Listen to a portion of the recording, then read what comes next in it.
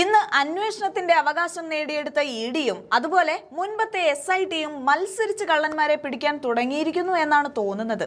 അതായത് നിമിഷങ്ങൾക്ക് മുൻപ് ശബരിമല മോഷണ കേസിൽ 2 പ്രധാനപ്പെട്ടവരെ കൂടി അറസ്റ്റ് ചെയ്തിരിക്കുന്നു.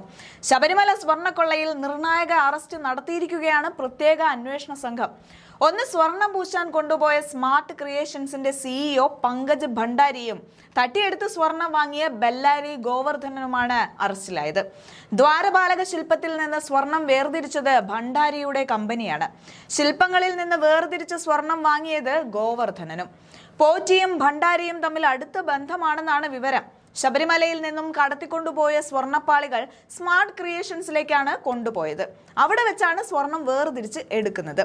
വേർതിരിച്ച സ്വർണം കൽപേഷ് എന്ന ഇടനിലക്കാരൻ വഴി ഗോവർദ്ധനന് കൊടുത്തു എന്നാണ് SIT കണ്ടെത്തിയത്. ബെല്ലാരിയിൽ നടന്ന തെളിവെടുപ്പിൽ 800 ഗ്രാമിലധികം സ്വർണം ഗോവർദ്ധനന്റെ ജ്വല്ലറിയിൽ നിന്നും അന്വേഷണ സംഘം കണ്ടെത്തിയിരുന്നു. അതിനുശേഷം തന്ത്രിയുടെ മൊഴിയെടുത്തപ്പോൾ തന്ത്രി പറഞ്ഞത് ഗോവർദ്ധനനുമായി അടുത്ത ബന്ധമുണ്ടെന്നും ജ്വല്ലറിയിൽ പോയിട്ടുണ്ടെന്നും ഉണ്ണികൃഷ്ണൻ പോറ്റിയാണ് പരിചയപ്പെടുത്തിയത് എന്നുമാണ്. എന്നാൽ പങ്കജ് ഭണ്ഡാരി ആദ്യം തെറ്റായ മൊഴിയാണ് അന്വേഷണ സംഘത്തിന് നൽകിയത്. ഇയാൾ ആദ്യം പറഞ്ഞിരുന്നത് സ്വർണ്ണപ്പാളികൾ തന്റെ സ്ഥാപനത്തിൽ എത്തിച്ചിട്ടില്ല എന്നും ചെമ്പ് പൂശിയ പാളികളാണ് എത്തിച്ചത് എന്നുമാണ്. കൂടാതെ സ്വർണം പൂശിയ പാളികൾ താൻ ഏറ്റെടുക്കുകയോ സ്വർണം പൂശുകയോ ചെയ്യില്ല എന്നും ഇയാൾ പറഞ്ഞു.